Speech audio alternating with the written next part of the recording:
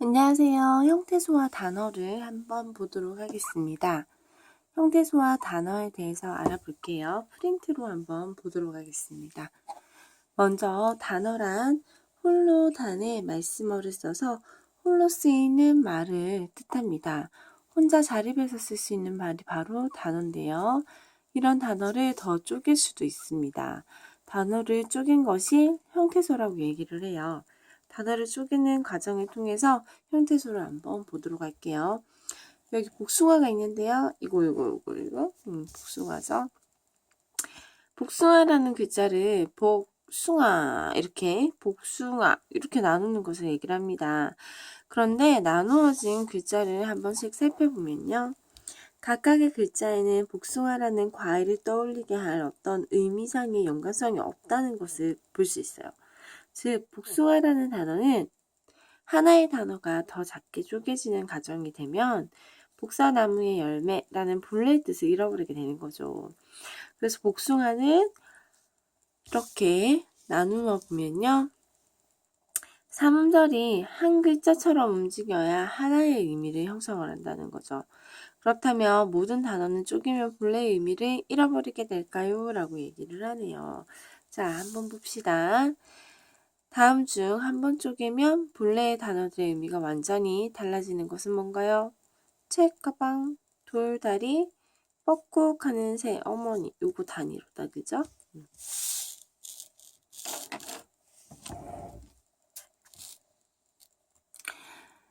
이번에는 책가방을 한번 나누어보도록 하겠습니다. 지금 단어들을 분類하는 것에 대한 얘기를 하네요. 책가방이라는 단어를요. 저 작은 단위로 쪼개면 책과 가방이 되고요. 이렇게 나누어집니다. 본래의 단어와 의미가 갈려있는 책과 가방이라고 할 수 있어요. 그래서 책가방은 이런 뜻이 되죠. 가의 방도 각각 나름의 의미를 가지고 있어서 가방을 가방으로 나눠야 된다고 하는 생각을 하는데요. 그럼 이렇게 된다는 거죠. 가라는 뜻의 바닷가, 어디가는 그 변두리, 그 다음에 방이라고 하는 룸, 이게 가방이라는 의미랑 상관이 없죠. 그래서 더 나눌 필요가 없다는 얘기예요.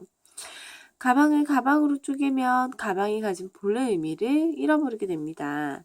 그래서 복숭아 책가방, 책가방처럼 뜻을 가진 가장 작은 말의 단위, 또 그 이상 나누면 본래의 뜻을 잃어버리게 되는 단위를 형태소라고 얘기를 합니다. 책가방은 책가방, 가방, 아니 나누게 되면 의미가 전혀 달라지게 된다는 거죠. 앞서 뜻을 지니고 있어서 홀로 쓸 수 있는 단위를 단어라고 했는데요.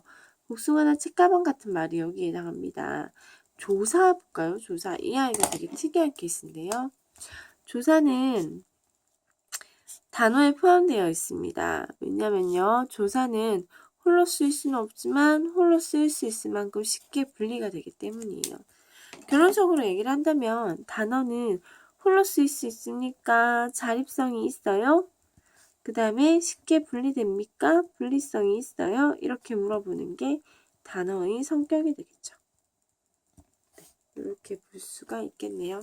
옆에 있는 내용들은 한번 읽어보시기 바래요. 자, 형태소의 종류에 대한 이야기를 합니다. 형태소의 종류는요. 자립성에 따라서 자립합니까? 안 됩니까? 자립과 의존으로 나눠지고요. 의미와 기능에 따라서 실질과 형식으로 나눌 수가 있습니다. 형태소를 한 문장을 분류를 쭉 하잖아요. 그죠? 그러면 이 아이로 다 나눠지든지 이 아이로 모두 다 나눠지든지 그래서 하나로 묶일 수 있어야 돼요. 그러니까 이 실제가 형식을 분리를 하면 한 가지 문장이 나와야 된다는 뜻이에요. 자립성에 따라서 형태소를 분리할 때 각각의 형태소가 문장에서 홀로 사용될 수 있는지 아니면 다른데 기대서 사용되는지를 얘기를 합니다. 홀로 쓰입니까? 기대어에만 사용됩니까? 의미와 기능에 따라서 형태소를 분리할 때가 있는데요. 의미와 기능에 따라서 형태소를 분류를 할 때는 형태소가 어떤 의미를 지니는지를 판단을 해야 됩니다. 그런데 실질적인 의미와 문법적인 의미는 무엇을 말하는 걸까요? 이렇게 되어 있네요. 자, 교과서에서는 간단하게 얘기를 했는데요. 여기서는 좀 설명이 되어 있어요. 음식을 먹고 먹으니 이렇게 먹을 생각을 한번 해볼게요. 여러분 머릿속에 어떤 장면이 공통적으로 떠오르죠? 아마도 이렇게 먹는 장면이 공통적으로 떠오를 겁니다. 먹이라는 형태소는 무언가를 입속에 넣어 배로 보낸다라는 뜻을 분명히 가지고 있기 때문입니다. 따라서 먹은 실질 의미와 지닌 실질 형태소라고 할 수 있어요. 이처럼 실질 의미는 구체적인 대상, 상태, 동작 등을 말하는 거고요. 한편 문법적인 의미는 형식적이고 문법적인 기능을 말하는데 이러한 기능을 하는 형태소는 형식 형태소라고 얘기를 합니다.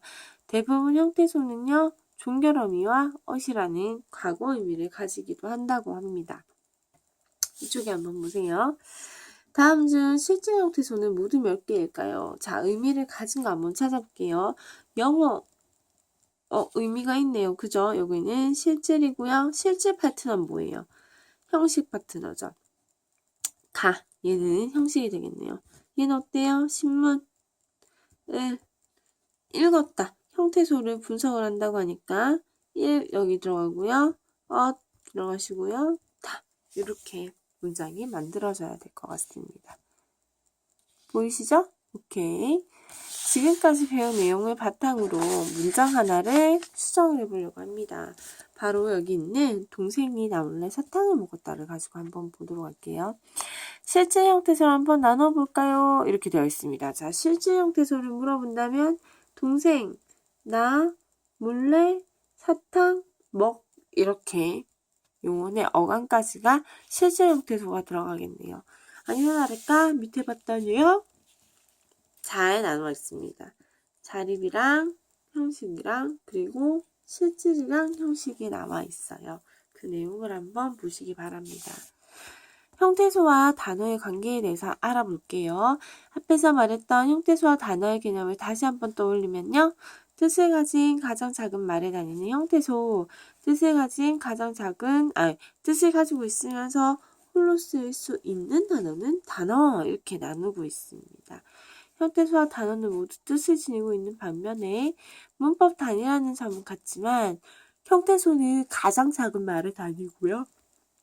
단어는 홀로 쓰일 수 있다는 측면에서 차이를 봅니다. 이처럼 형태소와 단어는 서로 다른 말을 지칭을 하는 거죠. 자, 여기 한번 볼게요. 다음 문장에서 의존 형태소인 것은 동생, 이거 어때요? 실질, 형식, 실질, 형식, 먹이라는 이 단어, 먹었다 할 때 이거 먹있죠. 플러스 플러스 다잖아요. 용언의 어간으로 사용을 했고요. 선생님이 사고가 있을 때도 직접 방문을 했었습니다. 어시랑 다는 과거 시제인데요. 끝에 있는 이 아이가 어마러미고 얘는 앞에 있으니까 선어마러미가 되겠네요. 네, 여기서 한번 멈추겠습니다.